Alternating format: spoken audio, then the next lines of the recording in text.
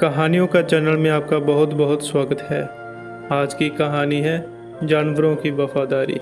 दिल्ली शहर में अजय नाम का एक आदमी अपने परिवार के साथ रहता था। उसके परिवार में उसका बेटा पवन और पत्नी रेशमा रहती थी। वो अपने परिवार से बहुत ज़्यादा प्यार करता था और एक ऑफिस में काम करता था। एक दिन अजय ऑफिस में जा रहा था, तभी उसे रास्ते में एक कुत्ते का बच्चा दिखाई दिया। वह बच्चा बहुत ही क्यूट था और उसे देखकर अजय ने अपने आप से कहा, अरे ये कुत्ते का बच्चा यहाँ क्या कर रहा है? अगर यहाँ रहा तो किसी न किसी गाड़ी के नीचे आकर मर जाएगा। एक काम करता हूँ, इसे उठाकर घर ले जाता हूँ।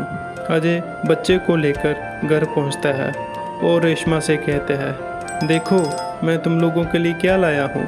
और ये कहकर वह कुत्ते के बच्चे को दिखाता है, जिसे देखकर पवन बहुत खुश होता है और उसने अपने पापा से कहा, पापा ये डॉगी तो बहुत ही अच्छा है। इसके बाद वह उसका नाम टफ़ी रखते हैं, लेकिन रेशमा को टफ़ी बिल्कुल अच्छा नहीं लगा। रेशमा कहती है, आपको इस कुत्ते के बच्चों को घर में लाने की क्या ज़रूरत थी? ये हमारा घर है, ना कि कुत्तों का। अजय उसको समझाते हुए कहता है, रेशमा तुम ऐसा क्यों कह रही हो? यह बेचारा सड़क पर अकेला था। अगर मैं इसे घर पर नहीं लाता तो किसी न किसी गाड़ी के नीचे आकर मर जाता। वैसे भी हमें जानवरों की मदद करनी चाहिए, ये बहुत वफादार होते हैं। रेशमा कहती है, हाँ वो मुझे पता है कितने वफादार होते हैं, घर में ही खाएंगे और घर का ही नुकसान करेंगे। ये कहकर रेशमा वहाँ से मुंह बनाकर चली जाती है। पर अजय और पवन दोनों बहुत खुश होते हैं और टफ़ी कुछ ही दिनों में उनके साथ घुल मिल जाता है। धीरे धीरे समय गुजरने के साथ टफ़ी बड़ा होने लगता है। वो हमेशा उन लोगों के साथ रहता।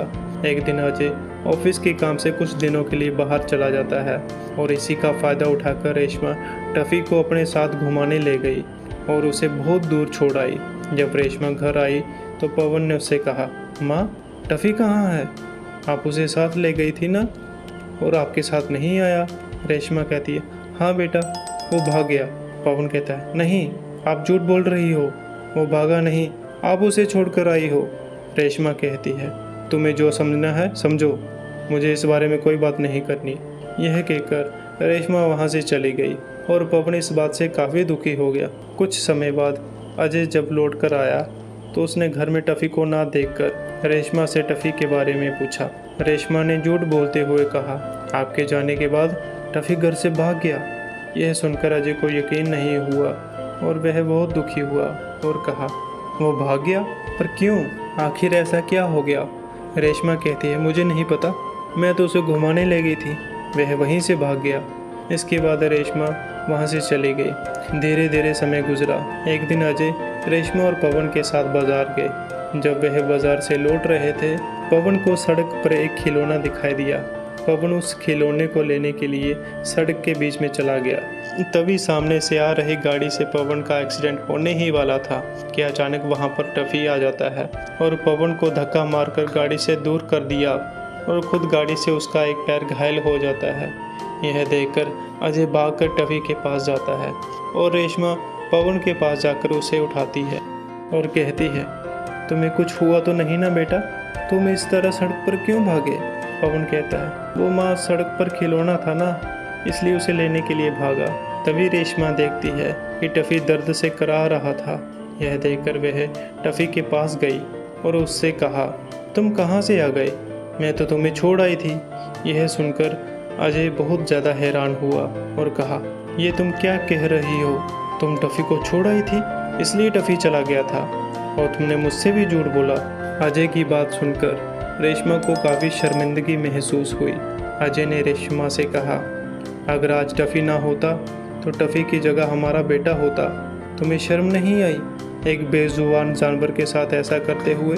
रेशमा कहती है, मुझे माफ़ कर दो, मुझसे बहुत बड़ी गलती हो गई और आज मुझे अपनी गलती का एहसास हो गया। इसके बाद रेशमा ने टफ़ी से कहा, मुझे माफ़ कर दो टफ़ी, अगर आज तुम ना होते तो मैं अपने बेटे को खो देती। आज के बाद मैं तुम्हें कहीं नहीं जाने दूंगी और अपने बेटे की तरह प्यार करूंगी।